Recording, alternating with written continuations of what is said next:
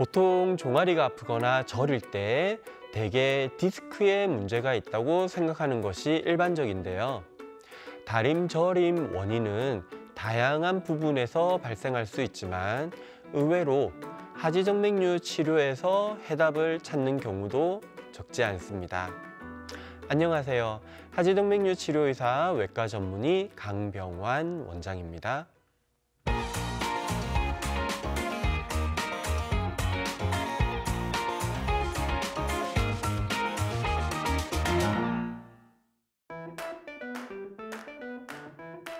일반적으로 다리가 저리다고 하면 가장 먼저 떠올리는 것이 허리 디스크입니다.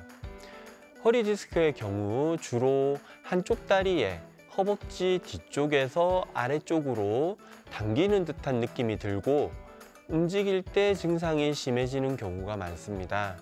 그리고 다리 저림뿐만 아니라 허리에 통증이 동반되는 경우도 많이 있습니다. 하지정맥류 같은 경우는 한쪽만 고장나는 경우도 있지만 대부분 양쪽 다리의 정맥이 같이 고장나는 경우가 많기 때문에 양쪽 다리가 저립니다.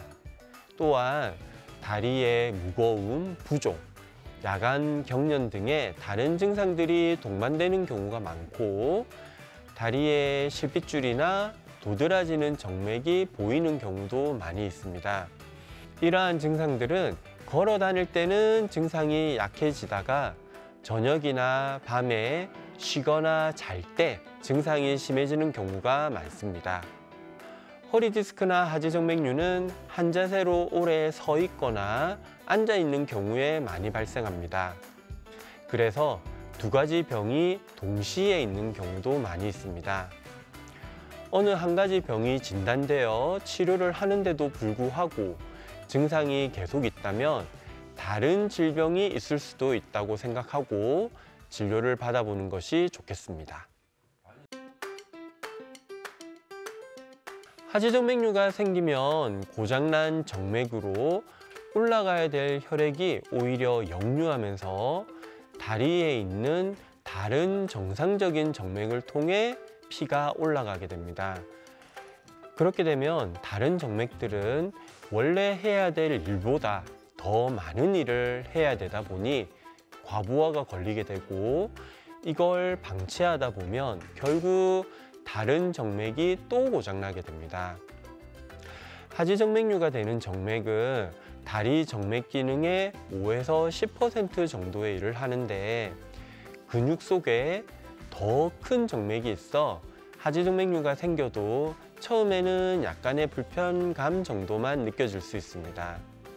하지만 병이 진행되고 치료가 늦어지면 근육 속 큰 정맥의 기능이 떨어지게 되고 정맥순환에 장애가 나타나 다리에 불편한 증상이 심해지고 심하면 혈관염, 혈전증 등의 심각한 합병증이 나타날 수도 있습니다.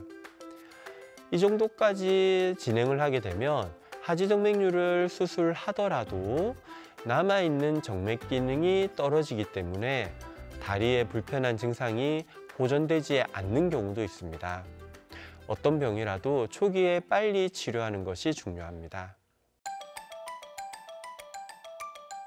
하지정맥류의 치료는 고장난 정맥을 깨끗하게 고쳐서 다시 정상으로 만드는 방법이 아닙니다. 이미 정맥 자체가 망가진 상태다 보니 결국 고장난 혈관을 막아버리거나 근본적으로 제거하여 더 이상 혈액이 고장난 정맥을 통해 역류하지 못하게 하는 것이 치료 방법입니다. 혈관을 막거나 없앤다고 하면 다들 걱정을 많이 합니다. 그럼 혈액이 어디로 흘러가나요? 문제가 생기지 않나요? 라고 걱정을 하는데 하지정맥류가 되는 정맥은 다리에서 그렇게 큰 역할을 하는 정맥은 아니고 더 큰 정맥이 따로 있기 때문에 하지정맥류가 된 정맥이 없어지더라도 혈액이 흘러가는데 크게 문제가 되질 않고 오히려 하지정맥류가 있을 때 혈액이 역류하면서 생기는 정맥순환의 장애가 개선되면서 다리의 불편감은 줄어들고 정맥순환 장애로 인한 합병증을 예방할 수 있습니다. 보통 하지정맥류 치료를 하고 나면 다음 날부터 일상생활은 대부분 하게 되고 가벼운 운동을 해주는 것이 빠른 회복에 도움이 될 수 있습니다. 물론 격렬한 운동이나 힘이 많이 드는 일은 피하는 것이 좋겠습니다.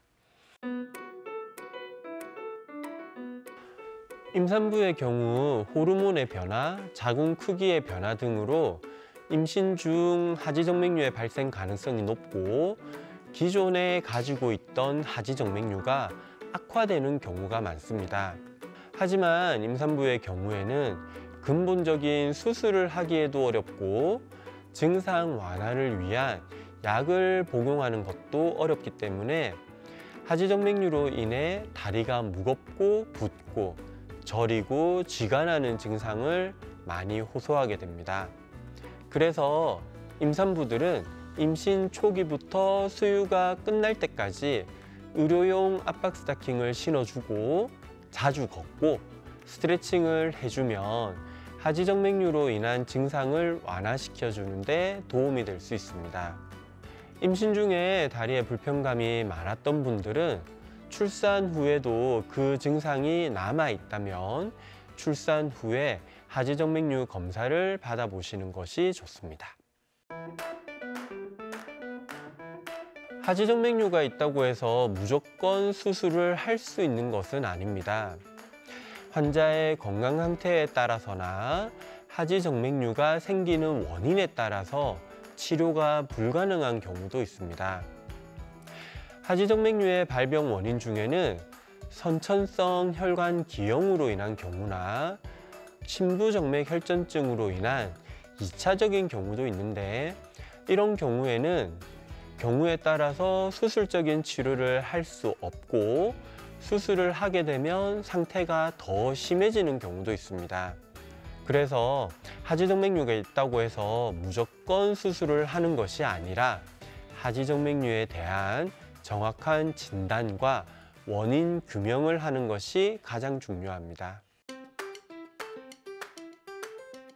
하지정맥류 치료를 하게 되면 대부분 완치가 되었다고 생각을 하게 됩니다. 하지만 하지정맥류가 완치되었다고 해서 혈액순환이 정상으로 돌아오는 것은 아닙니다. 고장난 정맥이 정상이었을 때만큼 돌아가지는 못하는 것이죠. 보통 혈액순환이 80에서 90% 정도 돌아온다고 생각하시면 됩니다. 그래서 치료가 끝이 아니라 치료 후 꾸준한 관리를 하는 것도 중요합니다. 하지정맥류가 생기거나 혈액순환에 장애가 올 수 있는 생활 습관은 고쳐나가고 꾸준한 운동, 체중 조절, 압박 스타킹 착용, 정맥순환제 복용 등의 관리를 꾸준히 해가는 것이 필요합니다.